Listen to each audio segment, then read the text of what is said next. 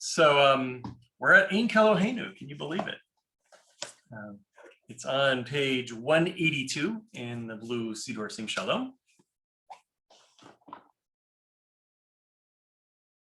It's a very simple, I would say it is a deceptively simple prayer. Maybe I should say it's a deceptively complex prayer, as we're going to discover. So, we sing this. We had a couple of main melodies that we'll use at Sinai. So, Ein Keloheinu, that's kind of the old one, versus Ein Keloheinu, Ein Keloheinu, a little more upbeat. And very repetitive, right? It's repeating the same words over and over and over again. And what do they mean? So let's just look at the first words. We have Ein, Mi, Node, Baruch, and Atahu. Right? So, and the rest of each of these stanzas is exactly the same. Right, so let's just look at the first one. Ein, we have Keloheinu, Kadonenu, Kamalkenu, Kamoshienu. Right, and it just repeats that all along. So let's see what they went. Eloheinu, our God. Adonenu, our Lord. Malkenu, our King. Moshienu, our Redeemer. Right. So the only thing that changes is the first word. So Ein, that means there isn't. Mi means who. Actually, miche is who is like. Nodela is we gratefully acknowledge or we give thanks to. Baruch means blessed is, and atahu. So ata means you, who means he. So atahu, you are the one who is how I would translate that. Who is kind of serving almost as a verb here. All right, and then we get to the last verse, which one of these things is not like the other. All right, Atahu, well, with that, we got the same first two words, but then Shehiktiru avotenu lefanecha ektoret hasamim. So you are the ones before whom our ancestors offered the ketoret hasamim, that was the incense offering, the fragrant incense. All right, so that's Ein Keloheinu. So what are the themes here? What do we notice? Who? Praise to God. Lots of praises, yeah. The relationship between God and the people of Israel. Okay, it's very personal. Yeah. Right. We're doing all this, right? Yeah. Why does the last phrase have a different nusach? You mean the melody? Yeah. Well, melody. we sing it, right? So Atahu shektiru avotenu lefanecha ketoret hasamim, right? So we're kind of squishing the words in. It doesn't, I mean, the melodies are clearly written for the first 5 stanzas. Yeah. I just wondered if it coincided with actual content. I'm not sure I understand your question. Well, the melody is different. It's the same for all the other verses, but the last one is different. No, it's the same. Right. So think Ein Keloheinu, Ein Kadonenu, Atahu shektiru avotenu lefanecha ketoret hasamim. So that's usually not what I hear, but okay. We use the same melody. It's just that because the words just to do not seem to be part of the rest of the. Okay, if it's just and I just thought there was some meaning there. Okay. Okay. Any other things to notice? Rabbi, I have a comment about the melody. Yeah. First of all, most of the melody, the borrowed melodies, and we put it right here, and sometimes it's hard to sing. Yeah. But the most popular melody, Ein Keloheinu, Ein Kadon, originally this is a German beer and wine song. I don't doubt it. No, yeah. And there was a question. That's rabbis, if it's according to Allah, it's proper to take something, like this. And the answer was, yeah. I mean, a melody Yeah. is a melody. It's not words, you know. Yeah. Yeah. It's like Ma'alim the- b'kedusha, right? We Right. elevated. We elevated in holiness. I say we bring beer to shul next time. Oh, Pull it out when it we're wouldn't be the ready to first time. sing.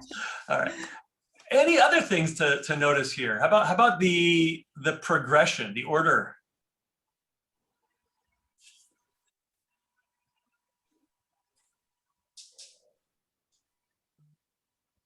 It goes from uncertainty to certainty. There is none. Who is like our God? You know, maybe who is like our God is a rhetorical question, but it ends on you are the one, you know, very certain. And then as for the progression within a stanza, I mean, a God, a Lord, a King seem to be relatively interchangeable, but a Redeemer is something in the future. I'll I think- suggest, Maxie, yeah, go ahead, Sherry. Well, it's just saying we're acknowledging in the first three stanzas, and then it goes for to blessing of our Redeemer. So kind of our inhabiting our Redeemer and then blessing God after that. The me, who is the question, Mhm. one would think that it would go first, Mm. right? We ask the question, who is like our God? And then we give the answer, there's none like our God, right? They seem to be out of order, right? Who is like our God? Nobody. Nobody's like our God. So what do? We have to gratefully acknowledge our God. We bless God, right? You are the one who is our God, right? Putting me second doesn't make any sense. All right, so keep all these ideas in mind. Right? But that's so that you have Amen on the first three verses. We'll get to Amen. All right. So if we're gonna look at this structurally, all right. So we have each of our kind of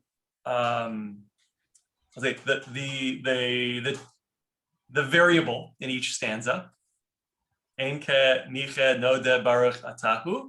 And then the four words are the same. And then we have the last sentence, which we don't know what to do with yet. So, all right, so let's count the syllables. All right.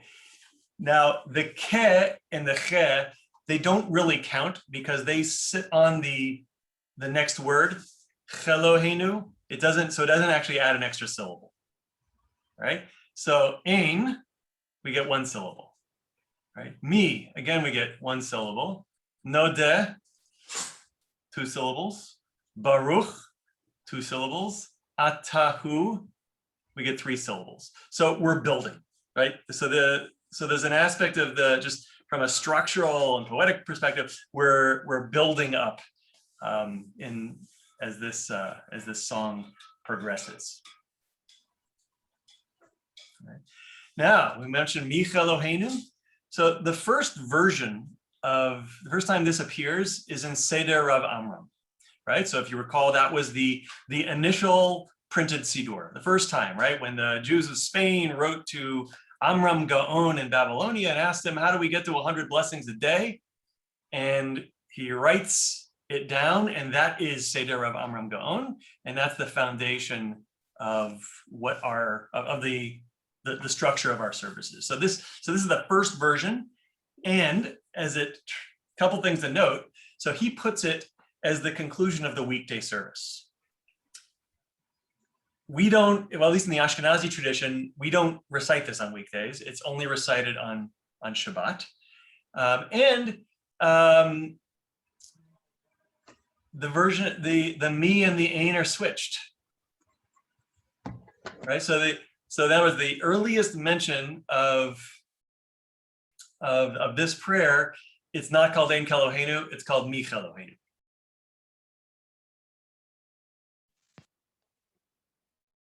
So and that makes sense. Like if you're going to think about at some point someone composed this, and it just makes a whole lot more sense to put the me first. And so that's the earliest version we have.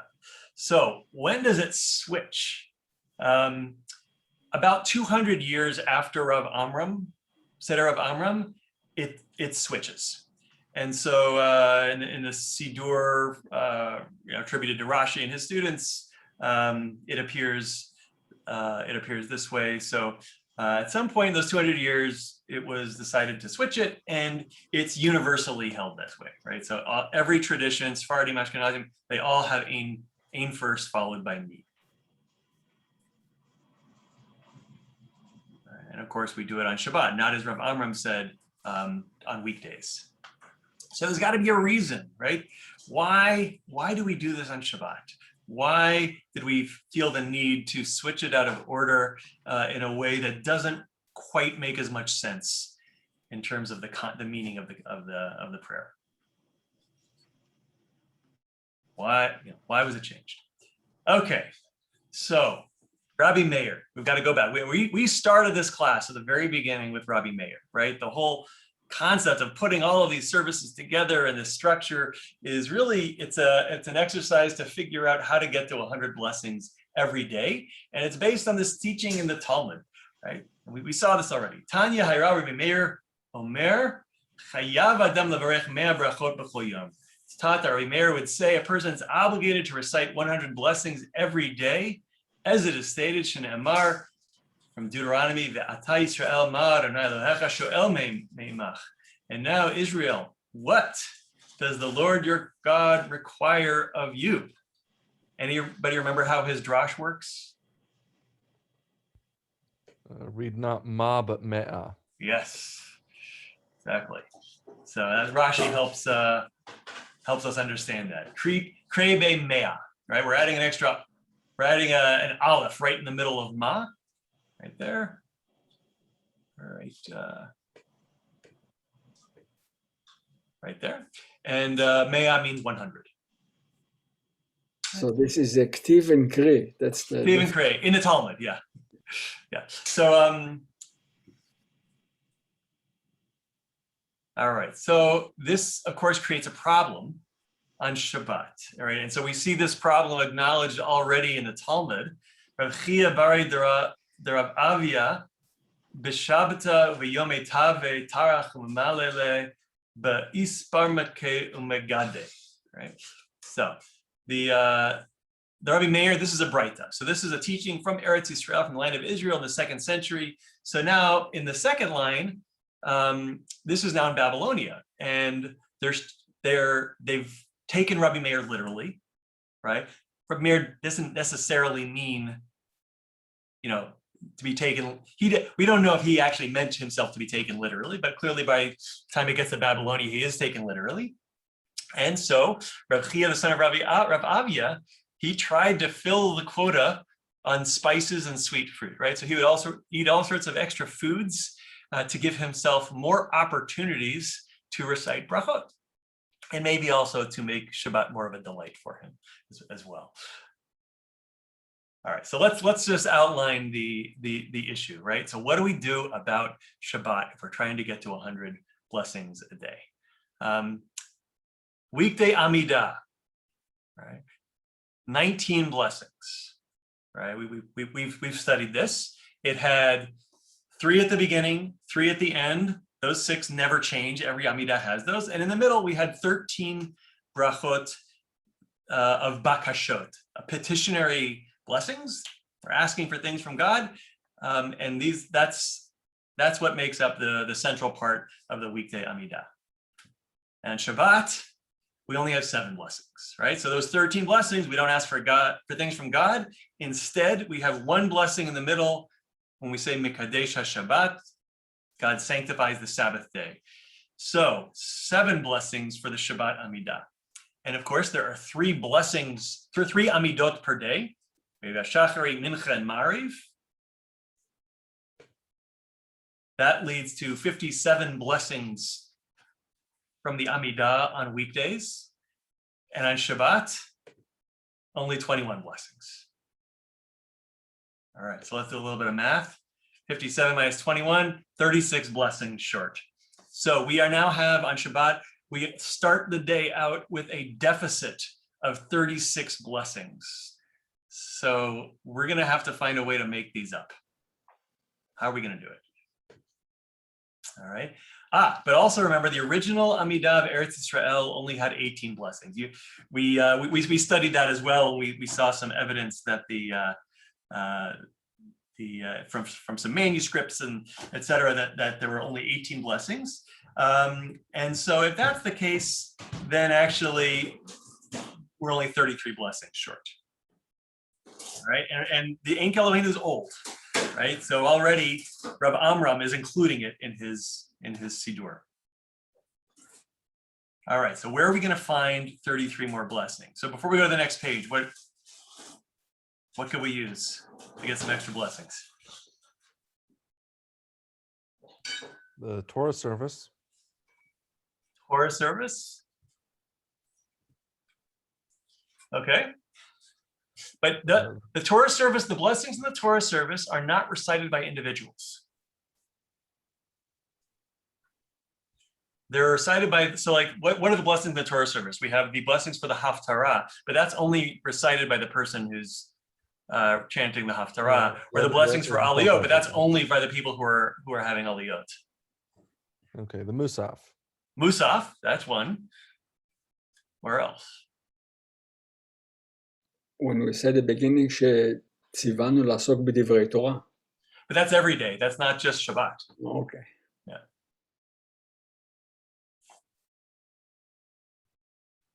All right, well, so Musaf Amidah, definitely. That's another 7 blessings. Psuke Zimra. But there's no additional blessings for Psuke de Zimra. Okay. So we have Su'udah Shlishit. That's the 3rd meal of the day. So that's in the afternoon. So I'm on the Shalosh Sudas. And there are 6 blessings, 6 extra blessings that we get for Su'udah Shlishit. It's a meal. So we start with the Tilat Yadayim, washing hands, and then Motzi, that's 2. And then there's a Birkat HaMazon. And there's 4 blessings in Birkat HaMazon. So that's something extra that's part of the liturgy that's considered obligatory. So now we've got 13 extra blessings that are part of the liturgy, but we're still 20 short. How about Mincha? Mincha? Well, what blessings do we have in Mincha? We actually already covered that because we have the Amidah, but that actually puts us at more of a deficit, right? We already included that. All right, so we're gonna have to find 20 more blessings. Ein Keloheinu to the rescue. Okay. Okay, so let's look at Ein Keloheinu. Here I've laid it out a little bit different, and let's look at lines 4 and 5. Baruch Eloheinu, and then Atahu Eloheinu. Right? We've got Baruch Atah. So we have introduced let's say a hint of a bracha here. All right, so that's our Baruch Atah. And now let's look at the rest of it. Each line, we got all of our lines here. What if we're going to say a bracha? We've got Baruch Atah, and what do we need next?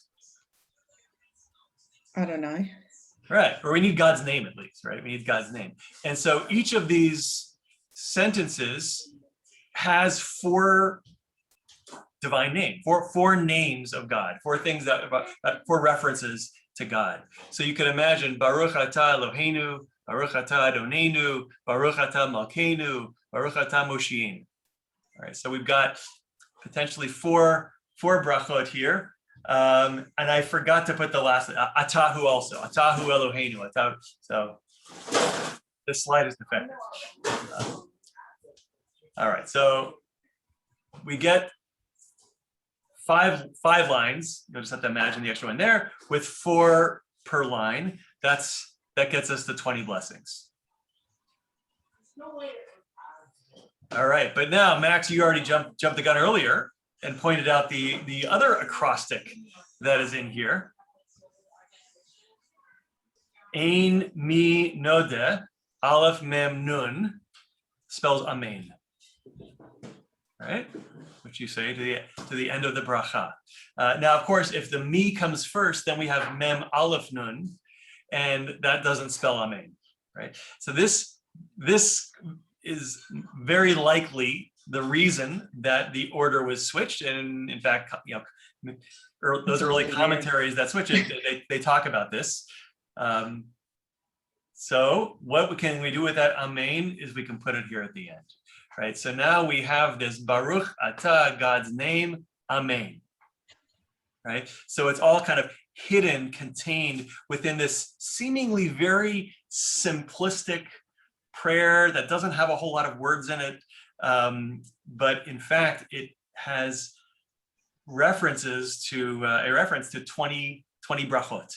And those are the missing 20 brachot that we need in order to get to 33 and to make up the deficit from not having the weekday Amidah. But Rabbi, if you count the Ein Keloheinu, I see 16 brachot, not 20. I know, so that's what I was saying. I did a sloppy job with that slide. The fifth line, Atahu Eloheinu, should also be there. Right? We should have 5 lines of four references to God. Right. So if the idea of getting to 100 blessings a day is something that's important, we're taking Rabbi Meir seriously, and we've now gotten to the end of our Shacharit service, and we know we're short, and we got to do something. And so Ein Keloheinu provides an opportunity to do that, to fill the quota. And so the theory is that that's where Ein Keloheinu came from, right? It was this poetic way of adding an extra 20 brachot to our day. And who knows about this other than the scholars and the rabbis? Why is this meaningful to the general population? Like us, you mean? Yeah. Why is it meaningful? Well, I mean, without understanding this, knowing this, you come to a Shabbat service and you're told, okay, 100 blessings, a day, but who would possibly know this? Well, now we all know it. Right. Right. I mean, I don't think that this is hidden. We've been doing, as we've been going through this class, we've been going into a lot of depth into these prayers and discovering things that I've been discovering, aspects of these prayers that I certainly didn't know beforehand, that probably, including most people who daven 3 times a day, every day on a regular basis, they probably don't know all of these things because it's a lot of studying, right? And so for me, though, knowing this gives it a lot more depth. Yeah. Much more meaningful. When we call up the B'nai Mitzvah kids to go and lead Ein Keloheinu. Right. Do the B'nai Mitzvah kids know about the 33 more blessings? Oh, no. Okay. I think it was that. Yeah, I'm not sure that would interest them at this point. Maybe. I mean, the idea of getting to 100 blessings a day, it's about being thankful and being present and being aware of all the blessings in our lives on a regular basis. I think that's what Rabbi Meir is probably getting at. Hopefully, in taking him literally, we don't lose sight of that, and it's not just a checklist that I'm trying to fulfill. But being conscious of that when we say Ein Keloheinu and saying, this is a prayer expressing gratitude, right? This is to make sure that I can properly acknowledge all of the blessings every day, including maybe even especially on Shabbat. That's that makes it more meaningful for me. Curious. Yeah. All right, so now we get to our 100 blessings. And so when we now look at the prayer in its entirety, it makes a lot more sense. Also in terms of why it's here, right? We've finished Musaf. We're we're actually at the end of our blessings. There's no more brachot left in our service. So this is the place to put them in. Now, also, I'll add as well that having this amen here at the end is also a way of kind of putting a final punctuation on the service we just completed. Right? We've just had a long service. We've been in shul for 2.5 hours. The rabbi went on and on and on. Right? So, and now we have an amen, right? So that's like saying, we're saying amen to all of these prayers, all these brachot that we're now at the end of. Rabbi, Yes. looking at the words of Ein Keloheinu, it's interesting to me that all the previous lines are, very glorious and none like God and so on. And then the last one is this trivial thing about the ancestors offered God fragrant incense. Yeah. What's that doing Had there? ideas and didn't know what to stick in there. Yeah, that's a dilemma. Yeah. All right, so we've got this final line of Ein Keloheinu, which is not like the others. Look in your Siddur, the bottom of 182. We've got this passage. Notice it's Brachot 64a, right? Tractate Brachot is the tractate that introduces all of the laws of prayer, right? We start talking about the Shema and its blessings, and then it moves on to the Amidah, and then it gets into blessings for enjoyment, for food and sweet smelling things, and that's where Rabbi Meir talks about 100 blessings. So at the end of this tractate, we get this little teaching. So Amar Rabbi Elazar, Amar Rabbi Chanina. So Rabbi Elazar says that Rabbi Chanina says, Talmidei Chachamim marbim shalom ba'olam. Right? So Talmidei Chachamim, which is literally the students of the sages, but scholars, right? Torah scholars increase peace in the world. Right? Marbim is to make harbe, to make a lot of. Right? Shena Emar, as it is said, V'chol banayich limudei Adonai v'rav shalom banayich.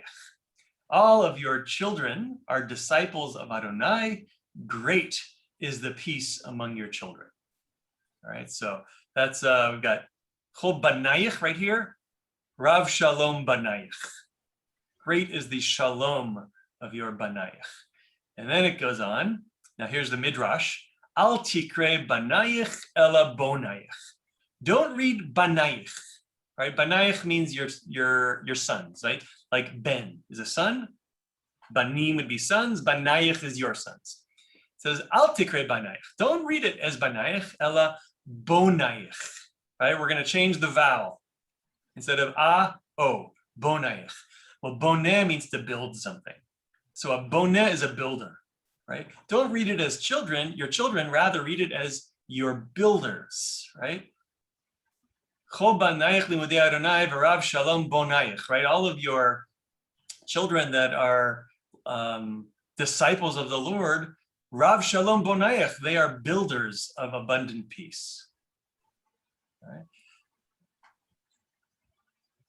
So that's the drash here. And so now let's look back at the first verse where Rabbi Chanina says, scholars increase shalom in the world, right? So and this is the verse he's using, right? Through Torah study, we build peace,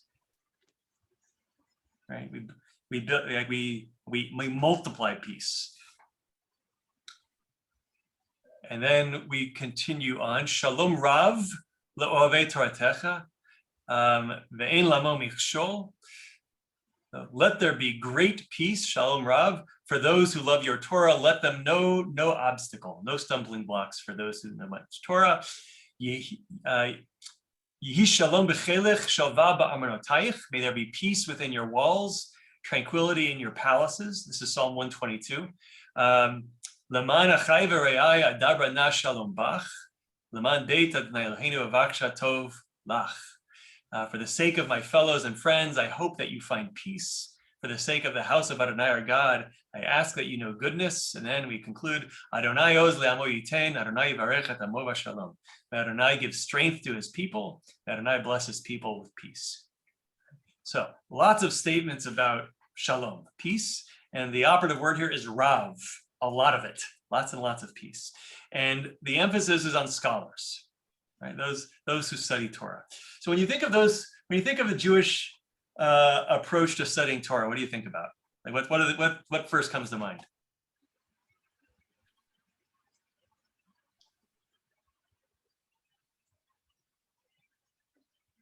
The Jewish method of study. What do we value in? Education. Okay, but yeah, more like when we're directly involved in study. What's the style? How do Jews study? Like, what's the style of our learning? Usually בחברותא. Chavruta, yeah. Mhm. And we argue, Oh, yeah. right? We argue a lot, right? In fact, that's what the Talmud is. It's a bunch of arguments, and we see lots of different interpretations, right? We don't have a single interpretation. We have lots and lots of midrashim on something. We try lots and lots of ways to understand what a text is meaning, right? So when I think about that approach to study, I'm not sure that shalom is the word that I think about typically.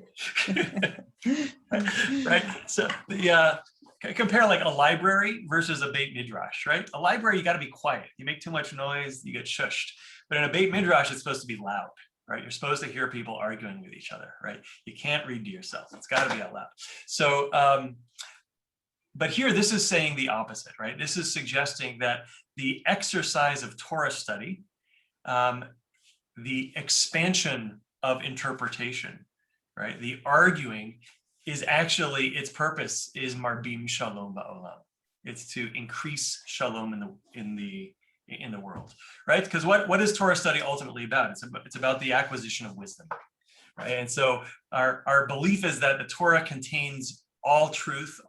It's up to us to figure out what it is. And so that's a constant process of extracting that through, I guess, the proper intentioned study of Torah. And so that's why we're calling them builders, right? The ones who are engaged in this process. And that's why the word we use is marbim shalom. We increase shalom. All right. So our Siddur goes from Ein Keloheinu to this passage from Brachot 64a, right? So what's the connection?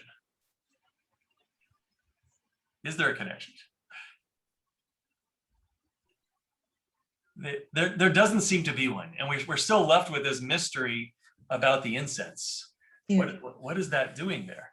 And the answer is, in a traditional Siddur, you will find other things between these two prayers. So we're going to look at what we would find in between these two prayers, and that might give us an answer to what the connection is. So if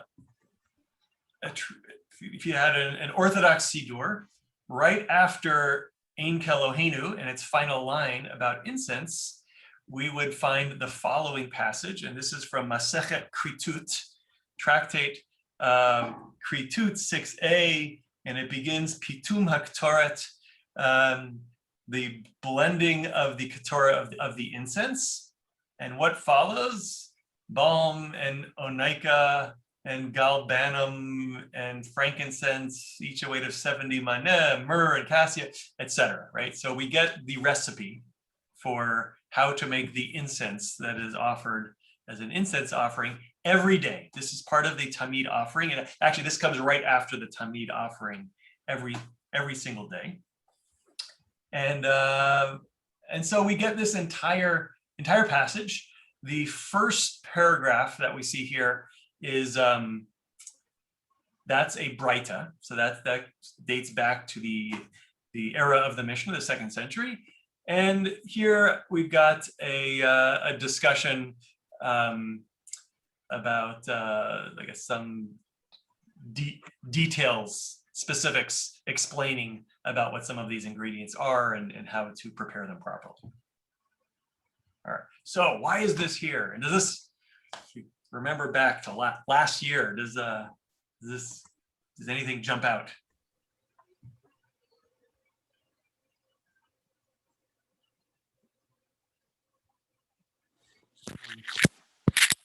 The recipe that we're not supposed to prepare. We're not supposed to prepare it. That's those warnings come also. Yeah, doesn't sound appealing.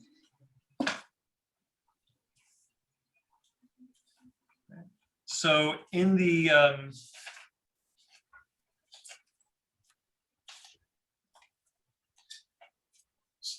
so since the incense offering happens when the temple stood, happens after the Tamid offering. So we place it here, and as we've seen before, by talking about certain sacrificial offerings, it's as if we have made those sacrificial offerings. Right? So and as it turns out, this exact passage, Kritut 6a, also appears in Psuke de Zimra, or actually in Birchot HaShachar.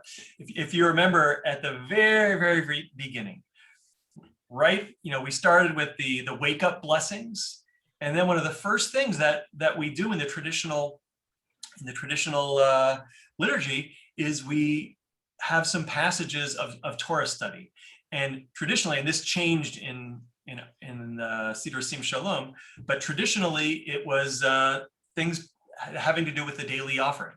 And so we went through some of the rabbinic texts around that, right? Whether it's the incense offering or some other aspects, and we went into some details about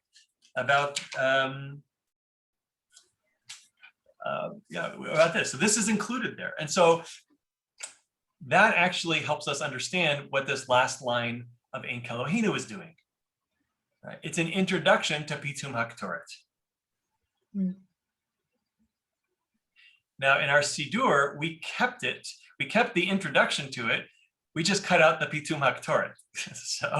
So it's kind of left hanging there, and it left as a mystery to us. But now we know why it's there. But I'm sorry, I missed something there. So we do this at the very beginning instead of offerings, and now we're at the very end. And what is the purpose again? Maybe it's to stand in place of the offering that once was presented. Okay. And then at the end of Shabbat, when we have Havdalah and we have incense, and what is its symbolic meaning at that point in time?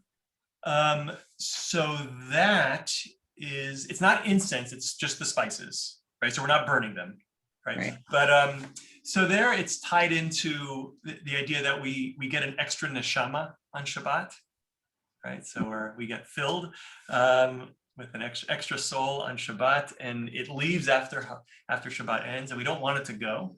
And it's said that the sense of smell is perceived by the soul. Right?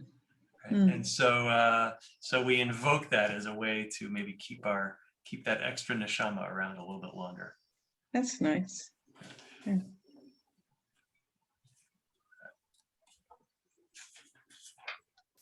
Okay, so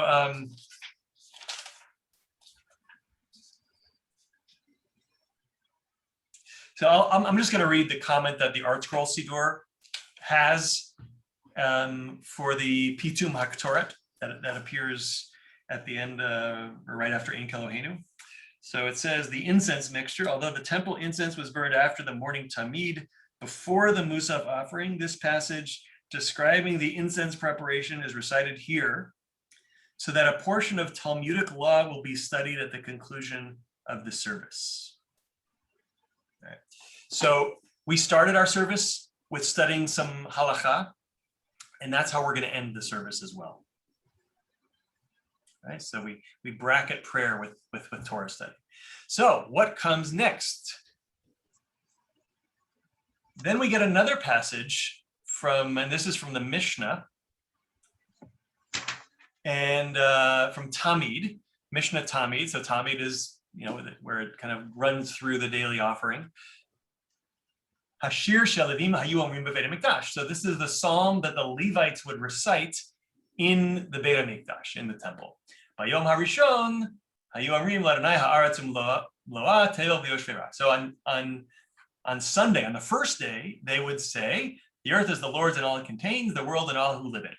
Right? Psalm 20. On the second day, on Monday, right, they would recite, "Great is the Lord and highly to be praised in the city of God on his sacred mountain." Psalm 48. On the third day, Psalm 82. On the fourth day, we get Psalm 94. On the fifth day, Psalm 81. On the sixth day, Psalm 93. And on Shabbat, they would recite a psalm, a song for Shabbat day. Mizmor Shir L'Yom HaShabbat. That's Psalm 92. And a song for the future, for the day that will be entirely Shabbat and rest for everlasting life, right? So here we get a little drash in at the end about why this particular psalm is recited on Shabbat. They're saying, this is a vision of the messianic future when every day is Shabbat, right? We have this Shabbat rest, constant state of Shabbat rest and delight. Other commentators try and tell a story connecting each of the other psalms to that particular day of the week. Often it has to do with creation. So what was created on that day, and then tying the psalm somehow to it. But in any event, we had a passage from the Talmud talking about the incense, and now we get another passage talking about the daily psalm that the Levites would recite. That's from the Mishnah. And then we get another passage. This is from the Talmud. It appears in Tractate Megillah 28b, although this particular teaching is something that actually appears in a lot of places. It turns to be quite popular. So Tana Devei Eliyahu. So it's taught in the school or in the house of Elijah. Kol hashoneh halachot bechol yom muftach lo shehu ben olam haba. Right? Anybody who teaches or studies halachot, right? Laws, Jewish laws, every day, muftach lo, it is guaranteed for him that he is literally a son of the world to come, right? In other words, this person, whoever studies halacha every day, is guaranteed a place in the world to come. How do we know? Shne'emar, as it says, halichot olam lo, al tikrei halichot ela halachot. Right? So it says, halichot olam lo. The world's ways are his. Halicha is ways, or the walkings. The walkings of the world are his.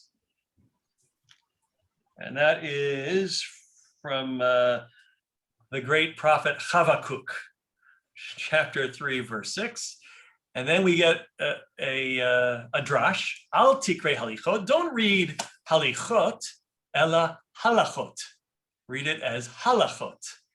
Right? Again, we're changing the vowel sounds from halichot to halachot, and halachot means laws. Right? Same root word, but different meaning.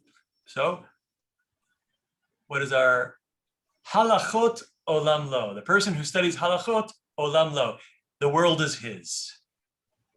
Right? So the world to come is his. Okay, so let's kind of review what we've just covered. We get Ein Keloheinu, which completes our 100 blessings, and then a transition to talking about to some halachot, right? So first we get the halachot over making the incense, and then we get the halachot about, I don't know, it's halacha, but what were the psalms that the Levites would recite in the temple each of the days of the week, and then we get this teaching that says, anybody who studies halachot gets a place in the world to come. And by the way, at this point in the Siddur, we just studied halachot, so we're golden. All right. And then finally, we get to our passage about Rabbi Elazar and Rabbi Chanina, the one about builders, right? Don't read it as children, but as builders. There is a, all right, back in our Siddur, at the bottom of the page, it says some congregations add Kaddish D'Rabbanan, page 71. All right, so what is Kaddish D'Rabbanan? This is the reader's Kaddish. We had this a long time ago, back in Birchot HaShachar. Where did it appear in Birchot HaShachar? After we studied the halachot of the day. So same pattern. So we can, Kaddish D'Rabbanan is, when I introduce it, I'll say it's recited by mourners, those observing Yartzeit, and those who have studied Torah, right? So Kaddish D'Rabbanan literally means the rabbi's Kaddish. It's recited after Torah study. It does not have to be in the context of service. You could say it after, after learning together. And specifically, it's not just studying Torah, it's studying rabbinic teachings on Torah. And it's supposed to be recited after teaching Agadah, right? So there's kind of the, let's say, Jewish rabbinic teachings are divided into two categories. There's either halacha or Agadah. So halacha has to do with Jewish law. Agadah is stories. And so it's teaching, let's say, ethics. So so Kaddish D'Rabbanan is supposed to be recited after learning Agadah, after learning the ethics parts of it. And so what you'll have is we've been studying halacha, and then we end with a midrash Agadah, and then we can say Kaddish D'Rabbanan. And so these final two passages, first the ones from the house of Eliyahu, which is not in our Siddur, and then this one from Brachot with Rabbi Elazar and Rabbi Chanina, these are both examples of midrash Agadah, right? These are teaching us ethics, story. There's no halacha associated with this. But what does that do is it gives us an opportunity to recite Kaddish D'Rabbanan. Right? Now, the problem with our Siddur is that we took out all of the halacha and only kept the Agadah. So if you want to look back, to page 68 in your Siddur. I don't have it on to show on screen, but This is Sim Shalom. it's Sim Shalom for Shabbat, yeah. So this is what Sim Shalom did to replace the Korbanot section, right? So in an Orthodox Siddur, it'll have passages similar to the ones we just saw about the incense, and it'll have a series of those passages. Also, as an opportunity to have Torah study, to study halachot, and to recite the Kaddish D'Rabbanan. So Sim Shalom, which has kind of removed references to sacrifices, replaces it with a number of teachings, I would say ethical types of teachings. And that's 68 and 69, a number of things to choose from, but these are all rabbinic texts. We've got some Talmud, we've got some Midrash. And then what do we have on 70? Rabbi Yishmael Omer. So this is the 13 hermeneutical principles of Rabbi Yishmael, right? And this appears in Sifra, which is a Midrash halacha on Leviticus. So it's 13 rules of logic that the school of Rabbi Yishmael uses in studying Torah, right? So we finished that. And then look at the bottom. We have this Yehiratzon, these two little Yehiratzons. The traditional one is the one about rebuilding the temple. So that's an option. The other one is make us like the students of Aaron the priest, who loved peace and pursued peace, who loved all people and brought them closer to Torah. And so now that we've had this little Davar Agadah, we can now recite Kaddish D'Rabbanan, which is on page 71. So we've ended our service really in the same way that we started it, with the study of halakha and some agadah.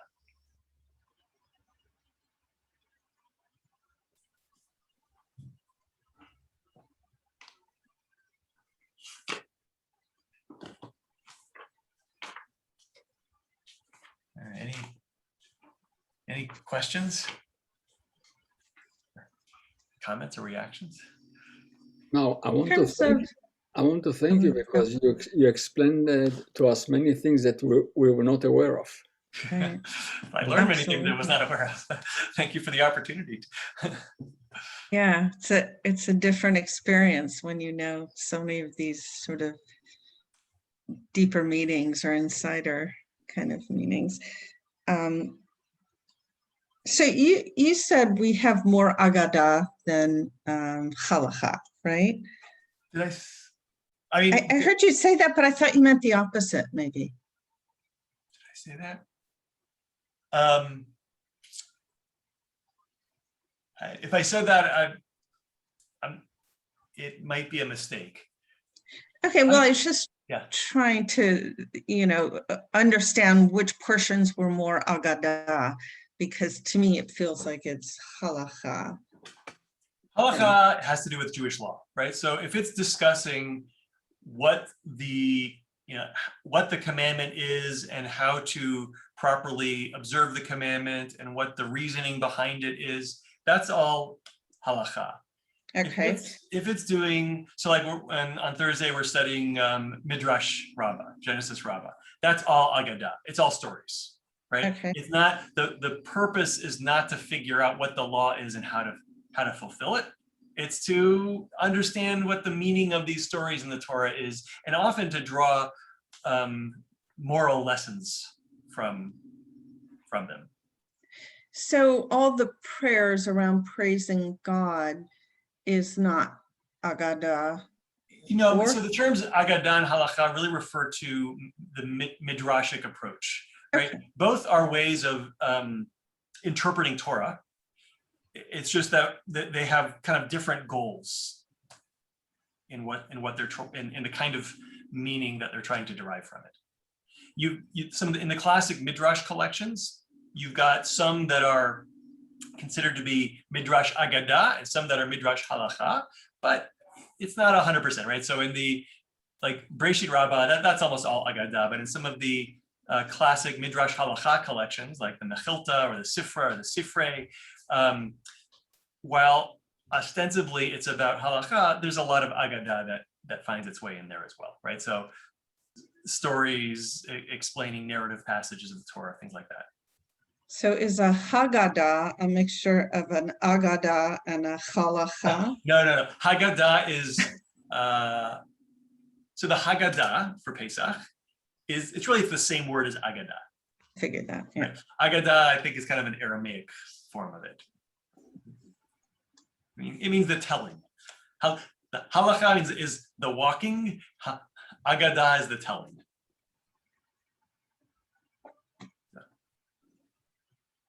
Thank you.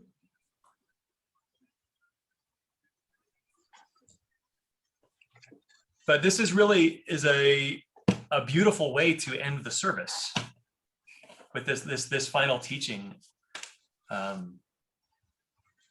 Wishing and actually we're wishing each other peace in this final teaching, which is quite lovely.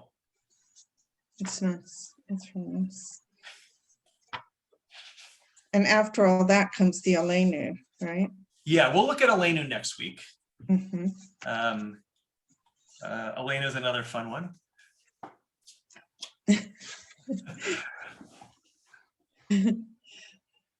And I guess I suppose we have a Adon Olam also. That's right. So maybe an Anim Zmirot for good measure. Okay.